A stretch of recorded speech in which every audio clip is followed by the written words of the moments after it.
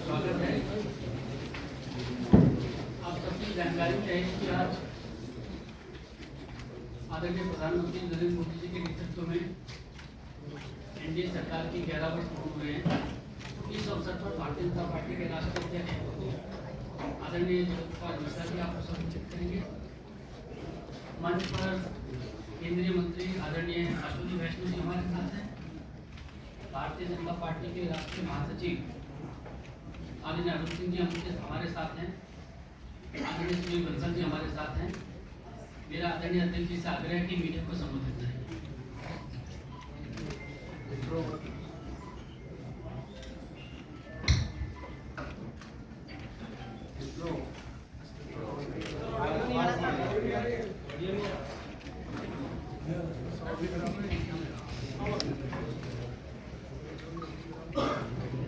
मित्रों,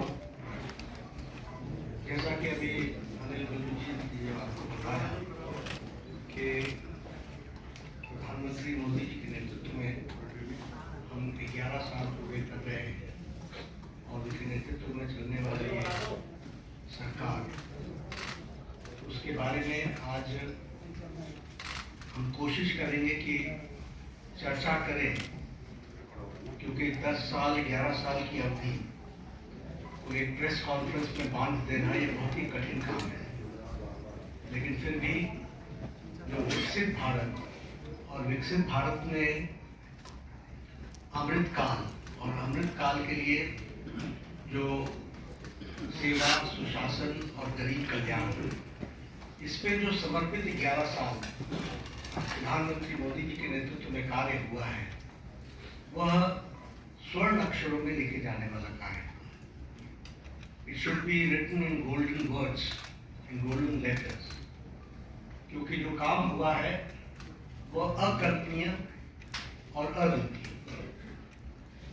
और इस बात को हमको ध्यान में रखना चाहिए कि किस तरीके से प्रधानमंत्री मोदी जी ने देश की राजनीति की संस्कृति, पॉलिटिकल कल्चर, देश के राजनीतिक संस्कृति, पॉलिटिकल कल्चर को उन्होंने परिवर्तित किया। देश 11 साल पहले तुष्टीकरण और तुष्टीकरण के साथ साथ समाज को खंडित करके अपनी कुर्सी को सेव करना, यह एक राजनीतिक संस्कृति का तरीका बन गया था। लेकिन प्रधानमंत्री मोदी जी के आने के बाद जब मैं कहता हूं कि he change the political culture of the country, तो politics of performance, responsive government, responsible government, एक जिम्मेवार सरकार, एक जवाबदेह सरकार, और इसके साथ साथ हम ये कहेंगे कि पॉलिटिक्स ऑफ रिपोर्ट कार्ड, यानी हम अकाउंटेबल करें, जो हम काम कर रहे हैं उसको हम जनता के सामने अकाउंट करते हुए चीजों को रखें। ये नई संस्कृति पैदा हुई, और इसलिए मैं बड़े गर्व के साथ ये कह सकता हूँ कि पिछले 11 साल में मोदी जी के नेतृत्व में चलने वाली सरकार ने भारत की राजनीति की संस्कृति को बदलकर न्यू नॉर्मल, न्यू ऑर्डर को स्थापित किया है। और यह सरकार एक असरदार सरकार है, इफेक्टिव गवर्नमेंट। यह सरकार दमदार सरकार है, और यह सरकार मजबूत फैसले लेने वाली सरकार है, आर्थिक अनुशासन लाने वाली सरकार है। पिछले 11 वर्षों में जो आर्थिक अनुशासन लाया गया, उसके लिए जो बोल्ड डिसीजंस लिए गए, और उस समय जनता को साथ लेकर के किए गए। ये सारी बखूबियां हमको समझने की आवश्यकता है। ये जैसा मैंने कहा कि रिस्पॉन्सिबल सरकार है, रिस्पॉन्सिव सरकार है, पीपल लेड गवर्नमेंट, जनता को साथ लेकर के चलने वाली सरकार, और पीपल्स पार्टिसिपेशन, इसको भी हमने बखूबी देखा है। और हम सब जानते हैं कि ये सरकार पिछले 11 सालों में ट्रांसपेरेंसी की नई मिसाल पेश की। इट्स अ ट्रांसपेरेंट गवर्नमेंट, और ये फ्यूचरिस्टिक गवर्नमेंट है। ये भविष्य को देख करके चलने वाली सरकार है। भविष्य को किस तरीके से हम आगे देश को ले जाना चाहते हैं, इसके बारे में सोच करके काम करने वाली सरकार है। और इसीलिए वी टॉक अबाउट विकसित भारत, और विकसित भारत का ये अमृत काल, और ये 10 साल 11 साल ने विकसित भारत का बेस बनाया है। This we have to understand. और इस बेस को बनाने के लिए जो भी फैसले लेने थे वो सारे फैसले लिए गए। आज के दिन मैं 2014 से पीछे जाऊं, इसकी आवश्यकता नहीं है, लेकिन हमको ये याद रखना चाहिए कि that government before 2014 was full of corruption। भ्रष्टाचार से आकंठ डूबी हुई सरकार थी, घोटालों से में संलिप्त सरकार थी, और तुष्टीकरण के साथ काम करने वाली सरकार थी। एक नेगेटिविज्म का वातावरण था, कुछ नहीं बदलने वाला। लेकिन 2014 के बाद हमने ऑप्टिमिज्म देखा। The shift, when I talk about political culture, I talk about the shift from negativism to positive। आज हम मतलब मैं नहीं, भारत का आम नागरिक कहता है मोदी है तो मुमकिन है। मोदी जी के बारे में ये धारणा बनना कि वह समस्याओं का सॉल्यूशन करेंगे और समस्याओं को सॉल्व करेंगे, ये आम व्यक्ति की धारणा बन गई है। और इसीलिए हम ये भी कह सकते हैं कि ऑप्टिमिज्म में विकास, आविष्कार और नवाचार, ये तीनों चीजें जुड़ी हैं। आज हम डेवलपमेंट भी कर रहे हैं, और उसके साथ साथ हम बेस्ट प्रैक्टिसेस भी ला रहे हैं, नवाचार भी हो रहा है, और इस तरीके से विकास के काम को आगे बढ़ा रहे हैं। अगर मैं मोदी जी की शब्दों में बताऊं तो उन्होंने कहा है कि this decade will prove to be the base of the development of the future विकसित भारत। और इसी काम को लेकर के जो हम लोगों ने उनके नेतृत्व में जो उन्होंने नीतियां दी, परफॉर्म, ट्रांसफॉर्म, रिफॉर्म, इसको हर पॉलिसी में हम सबको देखने को मिलता है, हर नीति में हमको देखने को मिलता है। एवरी पॉलिसी आप देखेंगे तो इट्स डिफरेंट। पुरानी पॉलिसीज पे भी जो चेंजेस आई हैं वो इसलिए कि रिफॉर्म चाहिए, और उसी के साथ साथ हमको ट्रांसफॉर्म करना है और इसके लिए परफॉर्म करना है। और एक बेसिक प्रिंसिपल पिछले 11 वर्षों में हम लोगों ने अडॉप्ट किया, और ये मोदी जी की ही सोच रही है, सबका साथ, सबका विकास, सबका विश्वास, सबका प्रयास। बहुत चैलेंजेस भी आते हैं, लेकिन उसके बावजूद भी अंडरलाइनिंग प्रिंसिपल हमारा बड़ा स्पष्ट रहा। अब मैं अगर बोल्ड डिसीजंस की बात करूं तो मैंने कहा कि इतने एक प्रेस कॉन्फ्रेंस में 11 वर्षों के बोल्ड डिसीजंस बता देना ये मेरे लिए बहुत कठिन हो, लेकिन आर्टिकल 370 को एब्रोगेट करना, पॉलिटिकल नैरेटिव बन चुका था कि दिस इज नॉट पॉसिबल। देश मान चुका था कि दिस इज नॉट पॉसिबल, और वो आर्टिकल 370 धाराशाही हुआ और एब्रोगेट हुआ, वो हम सबको पता है। और आप ही सोचिए, जम्मू कश्मीर के इलेक्शंस को आप कहते थे मैच फॉर्मेलिटी है, आप ही लोग कहते थे सब। लोकसभा में टर्नआउट 58.46% रहा, और विधानसभा JNK के इलेक्शन में turnout was 63%। This is the change, and this is the result of the bold decision taking. अगर हम उसी तरीके से बात करें एबोलिशन ऑफ ट्रिपल तलाक, सब लोग जानते हैं कि ट्रिपल तलाक मानवता के लिए और ह्यूमैनिटी के लिए और महिलाओं के लिए एक बहुत बड़ी त्रासदी थी, ट्रेजेडी थी। लेकिन चुप बैठे हुए थे, सुप्रीम कोर्ट भी बोल रहा था, लेकिन ये बोल्ड डिसीजन लेना और ट्रिपल तलाक को समाप्त करना, जबकि इस्लामिक कंट्रीज में और हमारे नेबरिंग कंट्रीज में कहीं भी ट्रिपल तलाक नहीं। Bangladesh, Pakistan, Afghanistan, Syria, Iran, Iraq, Malaysia सब डोमिनेटेड मुस्लिम देश रहे और इस्लामिक देश रहे, लेकिन यहाँ भी ट्रिपल तलाक नहीं था और हमारे यहाँ ट्रिपल तलाक चल रहा था। एक बोल्ड डिसीजन लिया गया। उसी तरीके से enactment of the new Waqf act हम लोग डिस्कशन कर रहे हैं। वी नो किस तरीके से एक नैरेटिव बनाने का प्रयास हो, लेकिन in the interest of the nation, देश के इंटरेस्ट में और उस कम्युनिटी के इंटरेस्ट में वक्फ बोर्ड बनाने की न्यू एनैक्टमेंट की आवश्यकता थी, वो बोल्ड डिसीजन लिया गया। उसी तरीके से सिटीजन्स अमेंडमेंट एक्ट, उसी तरीके से डीमोनेटाइजेशन, उसी तरीके से मोर देन 3 डिकेड्स हम विमेन रिजर्वेशन की तरफ नहीं बढ़ पाए, लेकिन 33% विमेन रिजर्वेशन देने का काम प्रधानमंत्री मोदी जी के नेतृत्व में हुआ। और उसी तरीके से अगर हम देखें इकोनॉमिक डिसिप्लिन के लिए, इकोनॉमिक डिसीजन ने भी बहुत गहरी सोच के साथ जो आर्थिक जगत को बहुत तीव्र गति से आगे खड़ा कर सके, इसके लिए निर्णय लिए गए। प्रेजेंटेशन ऑफ बजट का एडवांसमेंट, हम अभी भी ब्रिटिश की दुनिया में जी रहे थे, ब्रिटिश काल में जी रहे थे, उसको एडवांस करना, उसके साथ साथ प्लान और नॉन प्लान एक्सपेंडिचर को अलग अलग जो डिस्टिंक्शन था उसको समाप्त करना, ताकि हम बेटर किटी का उपयोग कर सकें। हमारे अशोक जी बैठे हुए हैं। रेल बजट को एसिमिलेट करना और भारत की आर्थिक जगत को एक साथ कैसे देश के लिए डेवलप किया जा सकता है उसको करना।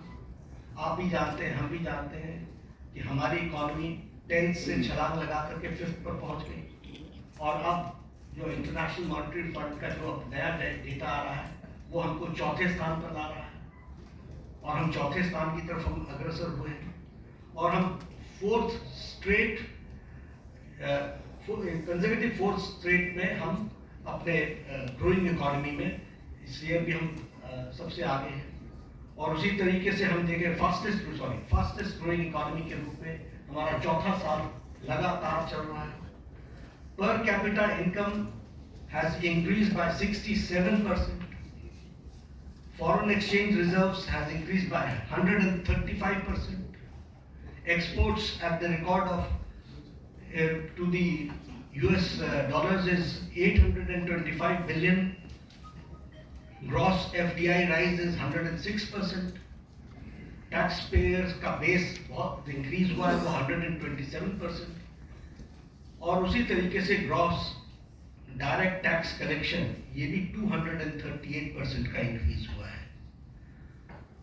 अगर एजेंसीज की बात करें तो bright spot international monetary fund Bharat की इकोनॉमी को IMF बोलता है, वर्ल्ड बैंक हमारे को fastest growing economy, major economy in the world कहता है, और वर्ल्ड इकोनॉमिक फोरम हमको वो कहता है कि India is all set for as a primary engine of the global economic growth in 2025 and 26। यानी सारी विपरीत परिस्थिति में भारत की इकोनॉमी सुदृढ़ और सक्षम तरीके से आगे बढ़ रही है, ये हमको ध्यान रखना चाहिए। जब हम रिस्पॉन्सिव गवर्नमेंट की बात करते हैं तो प्रोएक्टिव डिसीजंस एक नहीं अनेकों हुए, और राहत के काम में तो हम प्रधानमंत्री मोदी जी कभी पीछे नहीं रहे।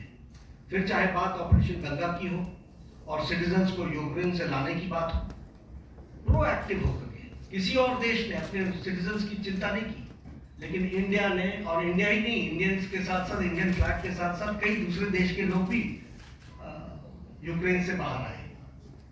तो यह एक पॉजिटिव नोट के साथ, उसी तरीके से हमारे वंदे भारत मिशन जिसमें 67 लाख लोगों को कोविड के दौरान भारत वापस, स्वदेश भारत वापस लाने का काम हुआ है। ऑपरेशन देवी शक्ति में अफगानिस्तान से लोगों को वापस लाए, ऑपरेशन राहत में यमन से हम लगभग 5000 जो हमारे इंडियन सिटीजन थे उनको लेकर के आए, और उनके साथ साथ 41 नेशंस के जो दूसरे सिटीजन भी फंसे हुए थे उनको भी, मोर देन 1000 उनको भी निकाल करके लेकर के आए। ऑपरेशन मैत्री में नेपाल में हमारे स्क्विड में सबसे आगे रहे, we were the first to reach and land in Kathmandu, और हम लोगों ने राहत कार्य किया। और अगर मैं ऑपरेशन वैक्सीन मैत्री की बात करूं तो ये बार बार मैं याद दिलाना चाहता हूँ, मोर देन 150 कंट्रीज में हमने वैक्सीन को पहुंचाया, और हमने कोशिश की कम से कम 48 कंट्रीज को तो फ्री वैक्सीन दी गई है, और ये वैक्सीन मैत्री में भी हम प्रोएक्टिव हैं। कोविड मैनेजमेंट पर मैं जरूर बोलना चाहूँगा, क्योंकि जब मैं रिस्पॉन्सिबल और रिस्पॉन्सिव गवर्नमेंट की बात करता हूँ, देखिए ये पेंडेमिक सारी दुनिया के लिए आया है। ये पेंडेमिक इस शताब्दी का सबसे बड़ा पेंडेमिक रहा, और इस पेंडेमिक में विभिन्न कंट्रीज ने अपने अपने तरीके से रिस्पॉन्ड किया, क्योंकि इसके रिस्पॉन्ड करने का कोई तरीका नहीं, सबने अपने अपने तरीके से रिस्पॉन्ड किया। लेकिन जो मोदी जी के नेतृत्व में भारत ने जिस तरीके से कोविड को रिस्पॉन्ड किया, किसी कंट्री ने नहीं किया। और किसी कंट्री, हर एक जगह कोविड की लड़ाई सरकार ने लड़ी, भारत में मोदी जी ने कोविड की लड़ाई जनता के साथ मिलकर के लड़ा।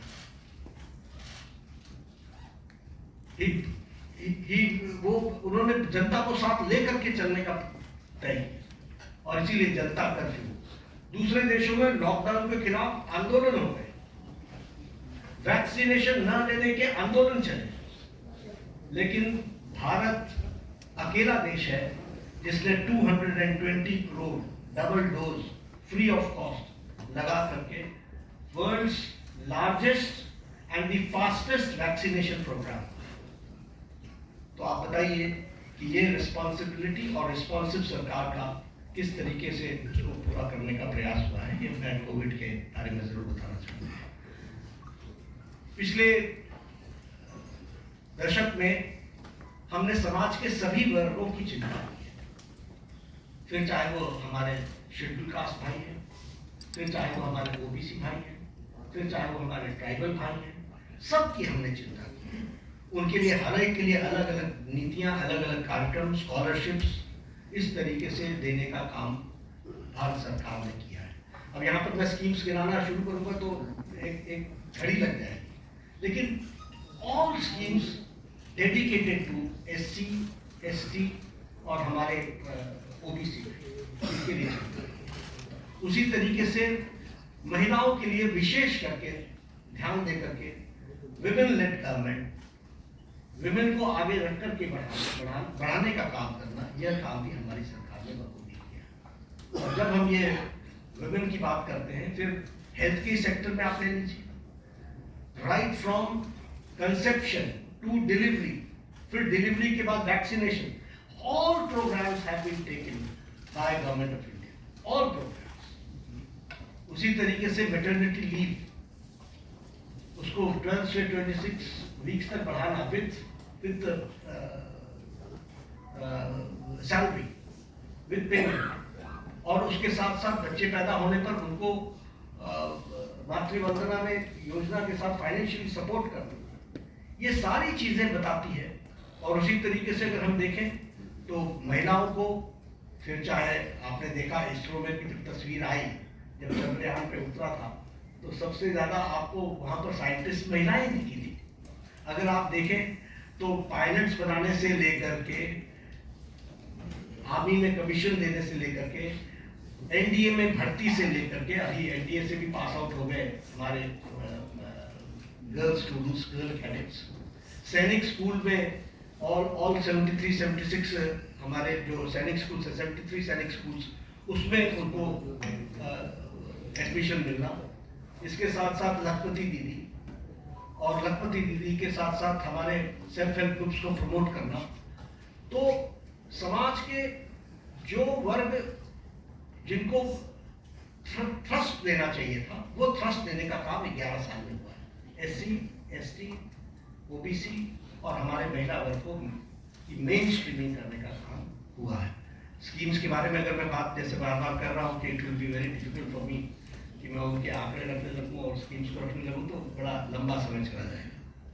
जब मैं अकाउंटेबल गवर्नमेंट की बात करता हूँ तो हमने अपनी रिस्पॉन्सिबिलिटी प्रधानमंत्री मोदी जी ने ली, गरीब कल्याण। अब ये गरीब कल्याण स्लोगन नहीं था।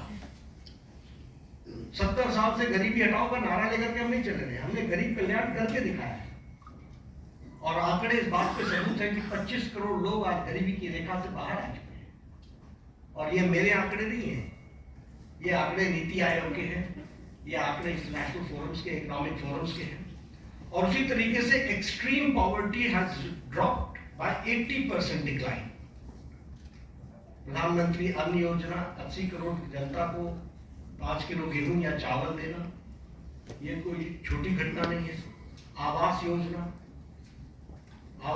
में 4 करोड़ घरों को, आप ही जब अपने ट्रैवल करते थे गांव में तो आपको खपड़ैल के मकान दिखते थे, फूस के मकान दिखते थे, आज आपको पक्के घर दिख रहे हैं। जिस सड़क पर आप चलते थे वो हाईवे पे, कभी आप हाईवे पर होते थे, कभी हाईवे से नीचे होते थे, अगर आपको उन दिनों की याद हो।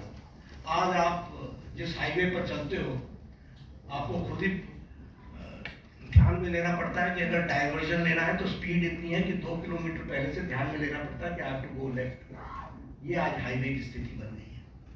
और इसी तरीके से अगर हम देखें, जैसे कहा 4 करोड़ मकान बने हैं और 3 करोड़ ये अगले 5 साल में और बने हैं, उसका भी सैंक्शन हो चुका है।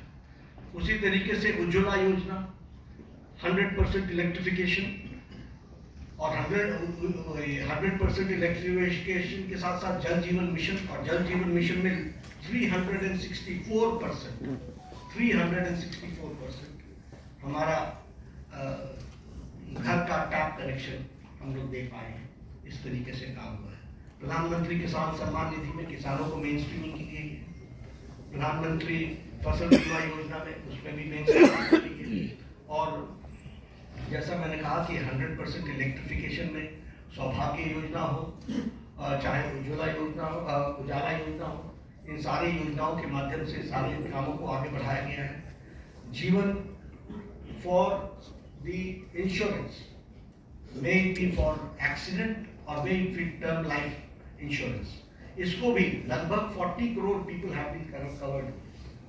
आज 40 करोड़ से ज्यादा लोग इसमें कवर्ड। और ये कौन लोग हैं? जो लोग अफोर्ड नहीं कर सकते, जो marginal section of the society. और जैसा मैंने कहा कि पब्लिक पार्टिसिपेशन, इस पर विशेष बल दिया गया। एक उदाहरण मैंने कोरोना का आपको दिया। कोरोना भारत सरकार के साथ साथ जनता ने लड़ा है, बाकी सब जगहों पर नहीं लड़ा है, बाकी सब जगहों पर स्ट्राइक्स हुई है। They have rejected the initiatives taken by government. Vaccination का भी हो चाहे लॉकडाउन का भी हो, हर एक मामले में उनको विरोध हुआ है। लेकिन यहाँ पर पीपल्स पार्टिसिपेशन, पीपल को साथ लेकर के चले। और अगर मैं बात करूं तो डीमोनेटाइजेशन की, मुझे याद है उस समय हमारे राजनीतिक दल लाभ उठाने के लिए किस तरीके से जनता को उकसा रहे थे। आप भूल गए होंगे, मैं भूलता नहीं, किस तरीके से जनता को उकसा रहे थे। लेकिन भारत का आम व्यक्ति बैंक के सामने घंटों खड़ा रहा, लेकिन he supported the demonetization program. This is people's participation. और मैं इसलिए बताना चाहता हूँ कि लीडरशिप पर भरोसा होता है तो किस तरीके से जनता बिहेव करती है, this we have to understand. अगर मैं बात करूँ न्यू एजुकेशन पॉलिसी की, यही देश है जहाँ एजुकेशन पॉलिसी को लेकर एजुकेशन की मिनिस्टर्स की कॉन्फ्रेंस एक साथ नहीं हो पाती थी, वहाँ आज हम एजुकेशन पॉलिसी पर एक साथ आ गए। क्यों? क्योंकि कंसल्टेशन इतना वाइड हुआ कि उस कंसल्टेशन के कारण सीरियस तरीके से न्यू एजुकेशन पॉलिसी 2020 आई। हेल्थ पॉलिसी 2017 की, आपको पता ही नहीं चला कि नई हेल्थ पॉलिसी आ गई। आपको इसलिए नहीं पता चला क्योंकि कोई झगड़ा नहीं हुआ, कोई इशू क्रिएट नहीं हुआ, कोई ऐसी चीज नहीं आई। और कंसल्टेशन इतनी वाइड हुई और इतनी होलिस्टिक अप्रोच में हुई कि वह सब भी आप लोगों ने देखा है। स्वच्छ भारत अभियान, आपके ही आंकड़े बताते हैं कि one of the most successful programme. सिर्फ टॉयलेट्स बनाना ही नहीं, लेकिन हेल्थ के इंडिकेटर से भी ले तो हमको स्वच्छ भारत अभियान का सीधा फायदा दिखता हुआ नजर आता है। जब हम देखते हैं कि हमारे बच्चों की उनको जो प्रॉब्लम्स होती थी उसमें डिक्लाइन आ गया है, तो ये सारी बातें हमको जनता के सपोर्ट से मिली है। जब मैं ट्रांसपेरेंट गवर्नमेंट की बात करता हूँ तो आपने देखा होगा डीबीटी का लगभग 130 टाइम्स ट्रांजैक्शन बढ़ गया है। और उसी तरीके से जैम ट्रिनिटी ने 3.9 लाख करोड़ की लीकेज को रोका है। और उसी तरीके से हमारे ट्रांसपेरेंट टैक्सेशन को और उसको भी हम लोगों ने लॉन्च किया ताकि ट्रांसपेरेंट टैक्सेशन का प्रोसेस को अडॉप्ट करें और कोई भी ऑनेस्ट टैक्स पेयर को उसका लाभ मिल सके। प्रगति के माध्यम से सारी स्कीम्स को एक तरीके से कोशिश की गई है कि जो रुके हुए प्रोजेक्ट्स थे जिसके बारे में चर्चा नहीं होती थी वो भी चर्चा हो और उसको भी सही ढंग से हम जनता के लिए समर्पित कर सके, इस बात का प्रयास हुआ है। कोऑपरेटिव फेडरलिज्म की अगर मैं बात करूं तो ये स्लोगन नहीं है, जीएसटी इज एन एग्जाम्पल और ये बोल्ड डिसीजन का एक एग्जाम्पल है। आखिर जीएसटी के पीछे डेलिब्रेशन तो सालों से चल रही थी, why it was not implemented. और इम्प्लीमेंटेशन में 17 टैक्सेस, 13 सेसेस, सरचार्जेस को सब्स्यूम किया गया है और सभी स्टेट्स एक साथ एक प्लेटफॉर्म पर आए हैं और आज टैक्स कलेक्शन 20.8 लाख करोड़ का ईयर हो चुका है। उसी तरीके से टैक्स डिवोल्यूशन को स्टेट्स को 283% बढ़ा है। हमारे स्टेट्स आपको मालूम है राजनीतिक कारणों से लोग हमेशा चर्चा करते रहते हैं, स्टेट्स की अनदेखी हो रही है, स्टेट्स की अनदेखी हो रही है। The increase is 283% increase. और मैं बतौर हेल्थ मिनिस्टर कहता हूं कि जब भी कोई आता है, आप हमेशा सबको बोलते हैं finance is not the problem, implementation is your problem. आप उसको इम्प्लीमेंट करो, फाइनेंस की कोई प्रॉब्लम नहीं। और जो हम इसको हम करके दिखा रहे हैं, उसी तरीके से हमारी नीति आयोग की रेगुलर मीटिंग्स होना, चीफ मिनिस्टर्स का पार्टिसिपेट करना, कोरोना के दौरान 11 फॉर्मल मीटिंग्स हुई। इसलिए कोऑपरेटिव फेडरलिज्म में सबको साथ लेकर के चलने का मोदी जी का मन और मोदी जी के द्वारा हमेशा उसको आगे बढ़ाने का काम किया गया है। और स्टेट्स को, और प्रधानमंत्री जी तो कई बार कहा है कि अगर देश को आगे बढ़ाना है तो हमको प्रदेशों को आगे बढ़ाना है। और ये एस्पिरेशनल डिस्ट्रिक्ट्स के लाने के कॉन्सेप्ट किसने दिया? ये मोदी जी ने दिया। ये स्टेट्स के ही तो डिस्ट्रिक्ट्स हैं जिनको मेन स्ट्रीमिंग करने का और उनको ताकत देने का काम किया जा रहा है। फ्यूचरिस्टिक गवर्नमेंट है। और फ्यूचरिस्टिक गवर्नमेंट अगर हम कहते हैं तो चाहे वो इंडिया का एआई मिशन हो, फिर चाहे वो हमारा स्कीम्स को आगे बढ़ाने का हो, चंद्रयान 3 हो, आदित्य L1 हो या फिर गंगायान मिशन हो, ये सब देश को फ्यूचरिस्टिक दृष्टि से कैसे देख रहे हैं उसका एक जीता जागता तस्वीर है। और फ्यूचरिस्टिक गवर्नमेंट का सबसे बड़ा एग्जाम्पल है विकसित भारत की कल्पना को साकार करना। उसके लिए हम कटिबद्ध हैं, उसको हम आगे बढ़ा रहे हैं। एक बात और मैं कहना चाहूंगा कि प्रधानमंत्री मोदी जी ने हर समस्या को सामने से कन्फ्रंट किया। He has confronted from the front, कभी इधर उधर की बात नहीं की है। और आज मैं इसकी चर्चा जरूर करना चाहूंगा और आपको याद दिलाना चाहूंगा। एग्जाम्पल्स मेरे पास बहुत है, लेकिन जब पूरी की घटना घटी तो प्रधानमंत्री जी ने अपने भाषण में कहा था इसका जवाब दिया जाएगा। For the first time a prime minister ने अपने दुश्मन को सीधा सीधा संकेत किया। यह पहली बार किसी प्रधानमंत्री ने किया। आप सब लोग इंटरनेशनल पॉलिटिक्स को समझते हैं, इसके वाक्य का अर्थ समझना चाहिए। और उसके बाद सर्जिकल स्ट्राइक हुआ। जब पुलवामा की घटना घटी तो आप शब्द याद कीजिए, प्रधानमंत्री ने कहा था कि तुमने बहुत बड़ी गलती कर दी है, इसका खमियाजा तुमको भुगतना पड़ेगा। और उसके बाद बालाकोट का एयर स्ट्राइक हुआ। इस बार बिहार में पटना में मधुबनी में उन्होंने क्या कहा? उन्होंने कहा कि तुम्हें कल्पना से भी बाहर जवाब दिया जाएगा। और आपको मालूम है कि उनके ठिकाने, टेररिस्टों के ठिकाने और उनके एयरबेस सारे के सारे ध्वस्त कर दिए बियॉन्ड उनकी कल्पना से। तो और ये न्यू नॉर्मल बन गया है, this is the new normal. प्रधानमंत्री जी ने इस कन्फ्रंट करते हुए सामने से कहा है, एक स्पष्ट रूप में कहा है कि कोई भी टेररिस्ट घटना को एक्ट ऑफ वॉर समझा जाएगा, और साफ कहा है कि ये न्यूक्लियर वॉर की गीदड़ भक्की बंद करो, और साफ कहा है कि टेररिस्ट और टेररिस्ट को संरक्षण देने वाले में अंतर नहीं समझा जाएगा। तो हमें समझना चाहिए कि हम, चाहे वो कोरोना की घटना हो, चाहे वो टेररिज्म की घटना हो, किसी भी घटना को कन्फ्रंट इस सरकार ने पिछले 11 सालों में सामने से किया है और उसका मुंहतोड़ जवाब दिया है। अगर मैं लेफ्ट विंग टेररिज्म की बात, लेफ्ट विंग एक्सट्रीमिज्म की बात करूं, नक्सलाइट्स की बात करूं, मैं 6 साल छत्तीसगढ़ का प्रभारी रहा हूं। मैंने कोंटा, सुकमा, बीजापुर, नारायणपुर, दंतेवाड़ा, ये सारे डिस्ट्रिक्ट्स घूमे हुए हैं, अच्छे तरीके से नाइट स्टे किया है।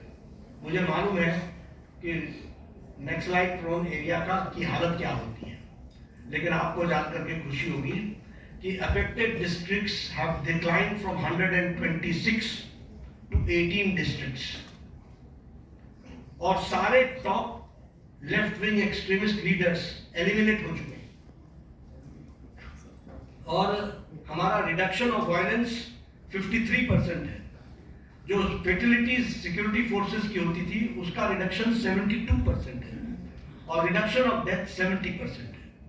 तो लगभग हम उसको समाप्त करने की ओर आगे बढ़ते। एक समय था कि एक डिफेंस मिनिस्टर ये कहते थे कि हम बॉर्डर के रोड इसलिए नहीं बनाते हैं ताकि दुश्मनों को आने का मौका मिले, और आज बॉर्डर रोड्स में 8,000 किलोमीटर्स के बॉर्डर रोड्स और ब्रिजेस के बनाने का काम, और उसको भी परमानेंट ब्रिजेस बनाने का काम लगभग 400 बने। अटल टनल की बात करें, अगर सेला टनल की बात करें, या शिकुल्ला टनल की बात करें, ये मेजर ब्रिजेस हैं जो हमारे को सिक्योरिटी के एंगल से बहुत महत्वपूर्ण है और जो देश की सिक्योरिटी के लिए काम कर रहे हैं। इंफ्रास्ट्रक्चर की बात अगर मैं करूं, रोड्स, एयरवेज, रेलवेज, ब्रिजेस, तो बड़ी लंबी फेरिस्त है उसकी, जो उस पर चर्चा करेंगे। लेकिन हाँ, चेनाब की चर्चा मैं जरूर करना चाहूंगा कि नरसिम्हा राव जी के टाइम पर शिलान्यास रखा गया था। देखिए गवर्नमेंट के एक्शन को, नरसिम्हा राव जी के टाइम पर 1995 में रखा गया था, और इसको अटल जी ने project of national importance declare किया, और पूरा करने का काम प्रधानमंत्री मोदी जी ने 6 जून को, अभी 3 दिन पहले, उसको पूरा किया। वो भी हमको ध्यान में रखना चाहिए। तो इसलिए समस्याओं को टालते रहना ये इस सरकार की न रीति रही न नीति रही। सरकार ने समाज के सभी वर्गों की चिंता करते हुए कोशिश की कि उनके जीवन में सुधार, और आज पूरी ताकत के साथ हम विकसित भारत की ओर एक लंबी छलांग लेने के लिए तैयार हुए हैं। पिछले 11 वर्षों में मैंने पहले कहा कि अनइमेजिनेबल, जो किसी ने कल्पना नहीं की थी, वो काम हुए हैं, और इसके साथ साथ पिछले 11 साल में देश को एक विकसित भारत की तरफ ले जाने में और समाज के सभी वर्गों को साथ लेकर के चल करके आगे बढ़ने में प्रधानमंत्री मोदी जी का नेतृत्व सफल रहा है। और आज 11 साल पूरे होने पर मैंने कोशिश की, it is very difficult to comprehend the whole work done in last 11 years, but I've tried to point out some major things, and I've tried to highlight the issues, the policies and programs जिनके माध्यम से इस कार्य को पूरा करने का काम प्रधानमंत्री